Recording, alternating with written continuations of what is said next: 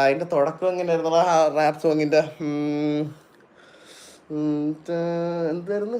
ഡണ്ടണക്ക മലയാളി മാറി നിന്ന മലയാളി, പണിയെടുക്കാൻ ബംഗാളി, കൂലി വാങ്ങാൻ മലയാളി, കൊറോണ നമുക്ക് പുല്ലാണ്, അകല നമുക്ക് വെറുപ്പാണ്. എന്നാലും വല്ലു നമ്പർ 1. എൻ്റെ അളിയ ഒന്നും പറയണ്ട. ആ റാപ്പ് ഞാൻ ചെയ്തിട്ട് ചൊവ്വയും കഴിഞ്ഞ് വേറെ ഒരു ഗാലക്സി പോയി ഞാൻ നിൽക്കുമായിരുന്നു കുറച്ചാൾ മുമ്പ് വരെ. ഇപ്പോഴാണൊന്ന് മണ്ണിലോട്ടങ്ങ് ഇറങ്ങിയത്. ഓക്കെ, എന്തായാലും റാപ്പൊക്കെ ചെയ്ത് ഞാൻ തൊലച്ച സ്ഥിതിക്ക് പിന്നെ ഞാനെഴുതിയ റാപ്പും നമ്മുടെ നിന്ന് അധികം ബഡ്ജറ്റൊന്നും പോയാത്തോണ്ട് ഒരു ഇതുണ്ട്. പക്ഷെ ഇത് ആക്ച്വലി ഗൈസ് ഞാൻ പറയട്ടെ, ഇപ്പം എഴുതിയ റാപ്പൊന്നും അല്ലെന്നേ. ആ റാപ്പിൻ്റെ കാര്യം പറയുവാണെങ്കിൽ 3 വർഷം എന്ന് പറഞ്ഞാൽ കൊറോണ സമയത്തെങ്ങാണ്ട് എഴുതിയ സംഭവമായിരുന്നു.